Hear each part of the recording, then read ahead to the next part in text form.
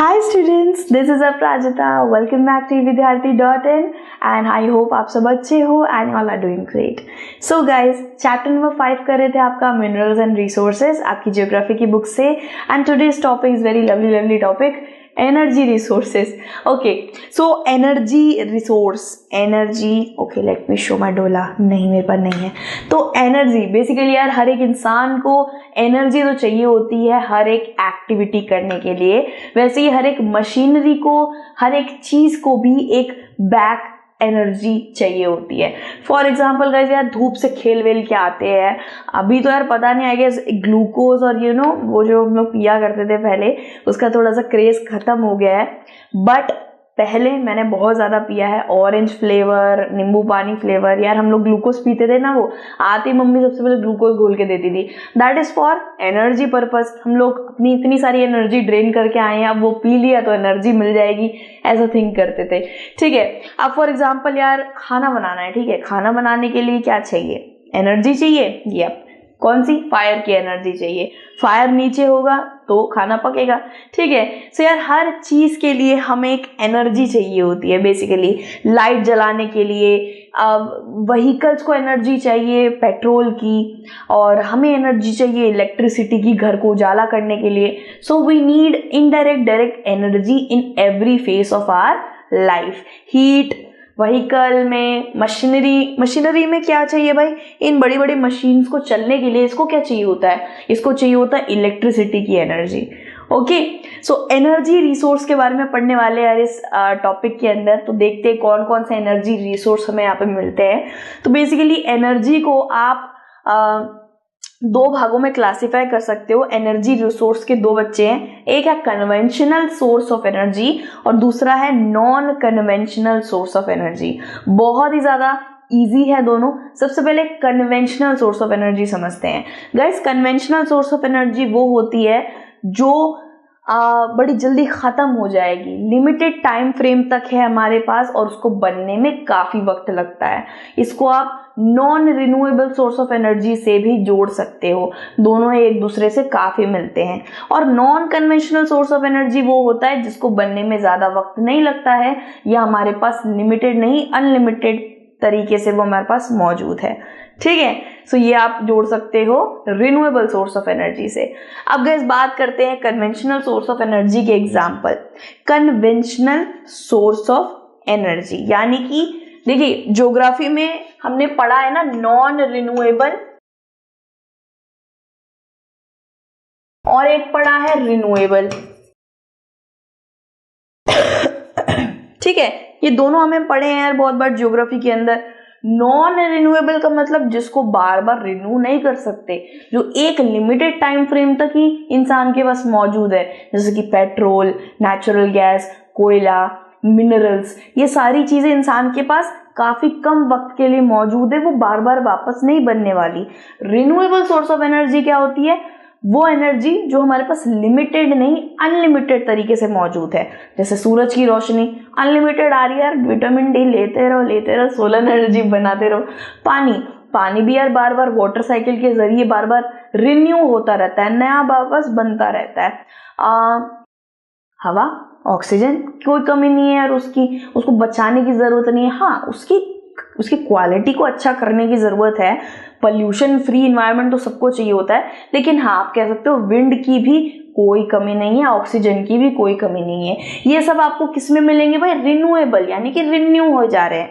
और non renewable मतलब कि नहीं भाई, वापस नहीं बनने वाले। सो कन्वेंशनल और नॉन कन्वेंशनल भी इन्हीं दोनों की तरह है गाइस। कन्वेंशनल का मतलब क्या होता है? वो चीजें जो वापस नहीं बनने वाली। नॉन रिन्यूएबल से मिलता है कन्वेंशनल और रिन्यूएबल रिसोर्स से मिलता है नॉन कन्वेंशनल। ठीक है, बस ये थोड़ा ऑपोजिट हो गया है। रिन्यूएबल रिसोर्स के साथ है नॉन कन्वेंशनल और नॉन रिन्यूएबल रिसोर्स के साथ है कन्वेंशनल। ठीक है, तो ये दो से मैंने आपको वो वाले दो समझा दिए। अब बेसिकली हम पढ़ते हैं कन्वेंशनल सोर्स ऑफ एनर्जी के एग्जांपल्स। कोल, पेट्रोलियम, कोल यानी कि कोयला, पेट्रोलियम यानी कि ईंधन, खनिज, नेचुरल गैस, यूरेनियम, ये सब है आपका कन्वेंशनल सोर्स, यानी कि मिलियंस ईयर्स लग जाते हैं इनको बनने में। इंसान के पास ये ज़्यादा मात्रा में नहीं है, तो ये बहुत ज़्यादा वैल्यूएबल भी है, बर्थी भी है, और इसको बनने में साथ ही साथ इसकी कॉस्ट भी बहुत ज़्यादा होती है। ठीक है, अब गाइस कोल आप जानते ही हो, चारकोल को हम आग जलाने में इस्तेमाल करते हैं, इलेक्ट्रिसिटी बनाने में इस्तेमाल करते हैं, रोड्स बनाने में इस्तेमाल करते हैं। पेट्रोल का यार मैं बोलने में मेरे को ज़रूरत नहीं है, पेट्रोल गाड़ियों में इस्तेमाल होता है। Petrol use for perfumes, petrol is use for making synthetic fibres, petrol plastic bag को बनाने में भी इस्तेमाल होता है। Natural gas air condition, refrigerator में इस्तेमाल होता है, गैस सिलेंडर्स में इस्तेमाल होता है। एंड यूरेनियम गाइस, यूरेनियम एक तरीके का मिनरल है, ये भी एक तरीके का मतलब इससे भी इलेक्ट्रिसिटी बनाई जाती है, कुछ एटॉमिक कुछ इसके होता है, इसको अलग करके हीट बना के, इट्स लाइक एटॉमिक एनर्जी है एंड न्यूक्लियर एनर्जी से इलेक्ट्रिसिटी बनती है ना, इसके साथ भी ऐसा ही होता है गाइस, यूरेनियम से भी इलेक्ट्रिसिटी बन सकती है। सो ये जो चीजें मैंने आपको बताई ये है कन्वेंशनल सोर्स ऑफ एनर्जी, जो फिर से नहीं बनने वाले हैं, लिमिटेड टाइम फ्रेम हमारे पास है, काफी कॉस्टली होते हैं, it is very very worthy to us, very valuable for us. ठीक है, तो ये मैंने आपको बताया सबसे पहले कन्वेंशनल वाला, ठीक है, वो जो वापस नहीं बन सकते, नॉन रिन्यूएबल। ओके, अब हम बात करेंगे नॉन कन्वेंशनल, यानी कि जो वापस बन सकते हैं, जिनका थोड़ा सा भी हमारे पास अनलिमिटेड, एकदम अनलिमिटेड है यार, यूज करो। ठीक है, so non conventional source of energy यानी कि रिन्यूएबल सोर्स ऑफ एनर्जी, ये आपको याद रखना है। अब मैं आपको रिन्यूएबल बार बार क्यों बता रही हूँ, क्योंकि अगर आप ऐसे करके लिखोगे ना अपने डेफिनेशन कि non conventional source of energy also you can categorise it as renewable source of energy in the geographic context, ऐसे करके यार थोड़ा बहुत बढ़ा चढ़ा के लिख दोगे ना, मैम खुश हो जाएंगी। ठीक है, सो गाइज अब हम बात करते हैं नॉन कन्वेंशनल यानी कि एकदम बढ़िया है, हमारे पास अच्छी खासी मात्रा में है, खराब नहीं होगा, खत्म नहीं होगा, बार बार बनता रहेगा। ठीक है, फायरवुड, लकड़ियां, यस लकड़ियां, अगर आप सोच रहे हो यार फॉरेस्ट आजकल डिफॉरेस्टेशन बढ़ता चला जा रहा है, लकड़ियां कहाँ से हमारे पास तादाद में है भाई, अनलिमिटेड थोड़ी ना है लकड़ियां, तो बस सोच के देखो अनलिमिटेड है यार। ठीक है, आप बार बार उसे उगा सकते हो, उसको millions of trillions of year नहीं लगते हैं उगने में, ज़्यादा से ज़्यादा 10 साल के अंदर एक बहुत बड़ा पेड़ खड़ा हो जाता है, उससे भी कम में एक्चुअली। सो हमें हमारे पास फायरवुड की कमी नहीं है, हमारे इंसान के ऊपर ये बात आनी चाहिए गाइस कि वो उगाता रहे तो कभी कमी नहीं पड़ेगी। ठीक है, ये हो गया आपका non conventional source of energy का पहला नाम। फिर दूसरा नाम आता है गाइस कैटल डंग, जिसको हम गोबर कहते हैं या कंडे भी कहते हैं। ठीक है, तो बेसिकली ये जो कैटल डंग होता है भाई, रूरल इंडिया में ये दो चीजें बहुत इस्तेमाल होती हैं, कैटल डंग एंड फायरवुड। आज भी देखिए भाई वहां का चूल्हा, जी हाँ फायरवुड के चूल्हे पे खाना बनता है भाई, अच्छा खासा लकड़ी के ऊपर खाना बनता है। अभी भी मैंने राजस्थान में ये चीज़ बहुत देखी है भाई, बढ़िया सी रोटियां बनती है एकदम लेप लेके, आई थिंक वो बेलन चकला भी इस्तेमाल नहीं करते, हाथों से लेप के साइड में लगा देते हैं और क्या जबरदस्त खाना बनता है। ठीक है, सो कैटल डंक यानी कि गोबर के उपले, वो भी मैंने सीरियसली मैं एक इस ऐसे पार्ट ऑफ लाइफ में भी जी चुकी हूँ जहाँ पे मैंने गोबर के उपले सूखते हुए देखे हैं, गोबर में खाना बनते हुए देखा है, चूल्हे पे खाना बनते हुए देखा है, मैंने खुद भी बनाया है। सो वो जिंदगी भी जी के आई हूँ भाई मैं। ठीक है, सो शहरी लोगों को ये चीज़ काफ़ी फैसिनेटिंग लगती होगी, but it is not that much fascinating guys. काफ़ी मेहनत लगती है लकड़ियों को इतनी दूर दूर से काट के लाने में, और गोबर को सुखाना, उसमें बहुत मेहनत लगती है यार।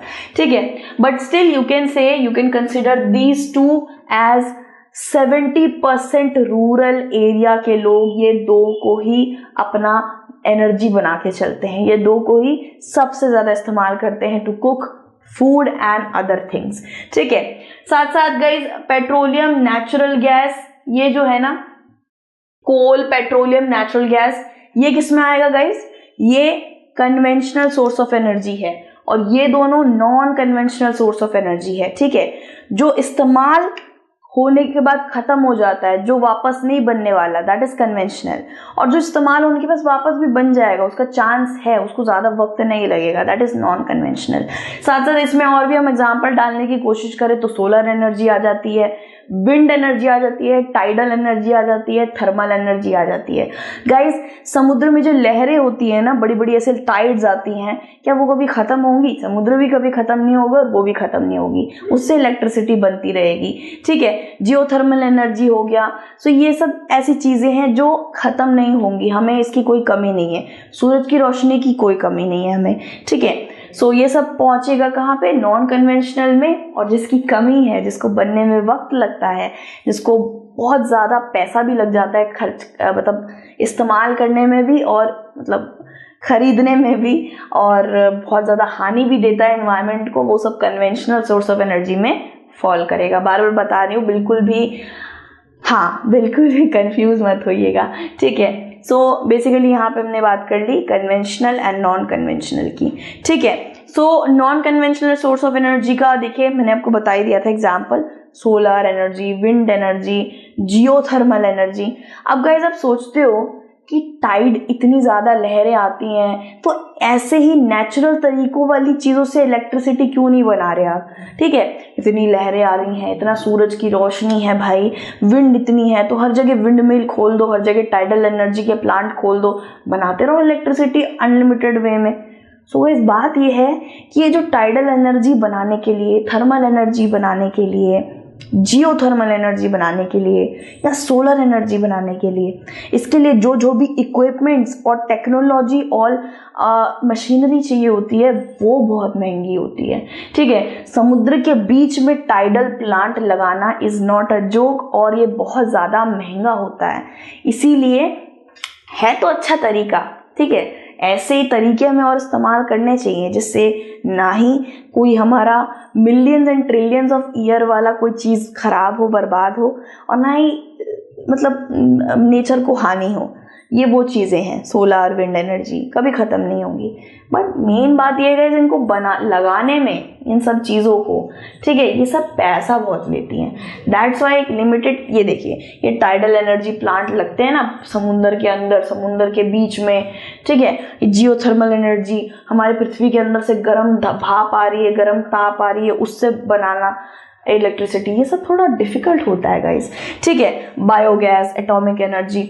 अब मैंने नॉन कन्वेंशनल, कन्वेंशनल समझा दिया गाइस। कन्वेंशनल बनने में वक्त लगता है, फिर से नहीं बनेगा, and non conventional unlimited. Okay, so guys firewood और कैटल डंग की मैंने बात कर ली है आपसे भाई। 70% आज भी रूरल इंडिया में इसका इस्तेमाल होता आ रहा है। ये देखो यार, इस तरीके से बड़े सुंदर सुंदर घर दिखते हैं यार आपको। ठीक है, आज भी बहुत ही ज़्यादा नेचुरल इन्वायरमेंट के साथ, डिपेंडेंसी के साथ ये लोग रहना पसंद करते हैं।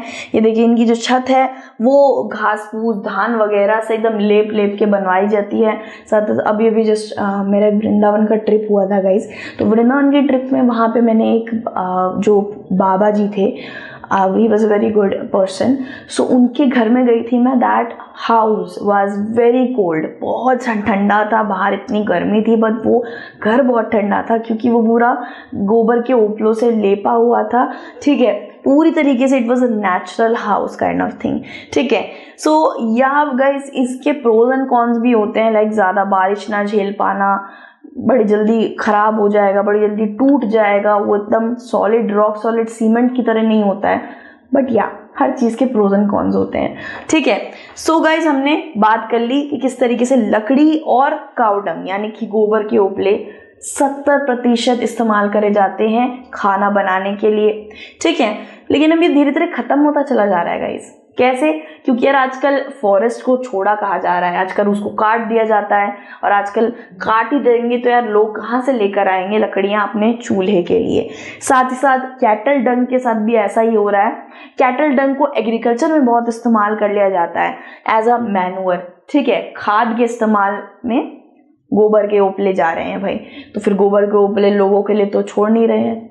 ठीक है, तो वही बात है गाइस कि धीरे धीरे करके जो बहुत नेचुरल वे ऑफ लिविंग था वो धीरे धीरे करके ख़त्म होता चला जा रहा है।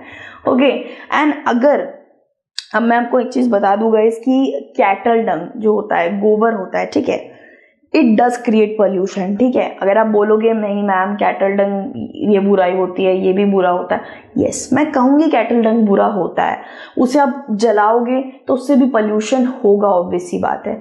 लेकिन what this topic is going to tell is कि इन दोनों में से बेटर कौन है। अगर मैं कैरोसिन का तेल जलाऊंगी, एलपीजी जलाऊंगी, लिक्विड पेट्रोलियम गैस जलाऊंगी और एक जगह में गोबर के उपले जलाऊंगी, तो अब दोनों को देखते हैं किसमें ज़्यादा पोल्यूशन होगा। पोल्यूशन दोनों में ही होगा, लेकिन जो गंदा वाला पोल्यूशन होगा वो कैरोसिन और एलपीजी में होगा, वेरी वेरी हार्मफुल वाला, ठीक है। फिर हम बात करते हैं यार ग्लोबल वार्मिंग की। कैरोसिन का तेल और एलपीजी ज़्यादा ग्लोबल वार्मिंग करेगा, ठीक है। Kerosene, LPG, liquid petroleum gas सब मिलियंस ऑफ ईयर्स लग जाते हैं उनको बनने में, very costly, not very effective. तो देखा करो गाइस कि ना कौन सा बेटर ऑप्शन है, ठीक है। हमको पता करना है कि बेटर ऑप्शन कौन सा है। आप बुरा चुनोगे या सबसे बुरा चुनोगे? आई थिंक बुरा ही चुनोगे, ठीक है। सो वही बात है गाइस कि हर चीज़ का बुराई होती है और अच्छाई भी होती है, लेकिन हमें पता करना है कि किसमें ज़्यादा बुराई है। उस ऑप्शन को दूर रख के हमको थोड़े बुराई वाला ऑप्शन चुनना चाहिए। So cattle dung is a very great option as compare to the kerosene oil and LPG. Okay, so इसके बाद वाला जो यार आएगा आपका topic, that is conventional source of energy. ये कन्वेंशनल सोर्स ऑफ एनर्जी मैंने आपको पहले ही समझा दिया था, दैट इज नॉट अनलिमिटेड। इसे बनने में काफ़ी वक्त लग जाता है, ये बहुत ही ज़्यादा हार्मफुल उसमें भी आता है गाइज, एंड बहुत कॉस्टली भी होता है। Going to learn conventional source of energy दूसरे वाले टॉपिक में। Till then thank you so much for watching. आप अपना ध्यान रखिए एंड जय हिंद एवरीवन, बाय बाय।